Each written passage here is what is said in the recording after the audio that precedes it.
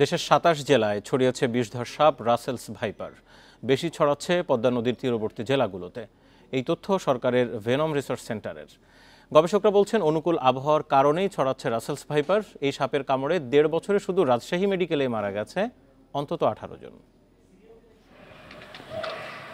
Russell's viper বা চন্দ্রবোড়া সবচেয়ে বিষধর সাপগুলোর অন্যতম। বহু বছর দেখা না গেলেও ২০১২ সালের পর বরেন্দ্র এলাকায় চোখে পড়ে রাসেলস ভাইপার। গত বছর ছড়িয়ে পড়ে অনেক এলাকায়। এখন জন্ম সনদ দিয়ে খোলো বিকাশ স্টুডেন্ট অ্যাকাউন্ট। নিজের বিকাশ নিজে কর। রাসেলস ভাইপার সবচেয়ে বেশি ছড়িয়েছে চাঁপাইনবাবগঞ্জ ও রাজশাহীতে।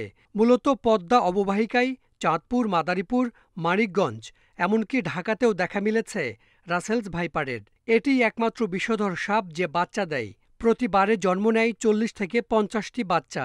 জলবায়ু পরিবর্তনের কারণে যে পরিমাণ অতিরিক্ত আর্দ্রতা, অতিরিক্ত গরম এবং ওই স্থানগুলোতে যেসব জায়গায় নদীর প্রবাহ বেশি হচ্ছে এবং সেখানে অনেক বেশি পরিমাণ লবণাক্ত পরিমাণটা বেড়ে যাচ্ছে, এইসব জায়গাগুলো রাসেলস ভাইপারের জন্য খুবই একটা ভালো এনভায়রনমেন্ট। শুধুমাত্র তাদের বেঁচে থাকার জন্য না, তাদের পরবর্তী জেনারেশন জেনারেট করার জন্য।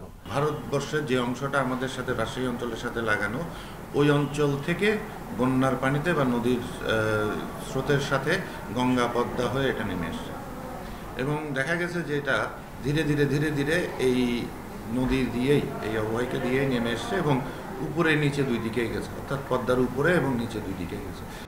এরই মধ্যে ৫০টি রাসেলস ভাইপার সংগ্রহ করেছে স্বাস্থ্য অধিদপ্তর। চলছে অ্যান্টিভেনম তৈরির গবেষণা। বর্তমানে এই সাপে কাটলে দেয়া হয় ভারতের তৈরি অ্যান্টিভেনম।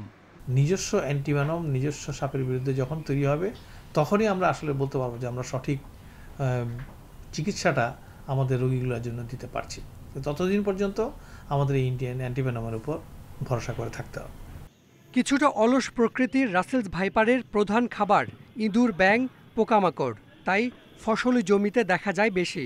ফলে আতঙ্কে অনেক এলাকার কৃষক।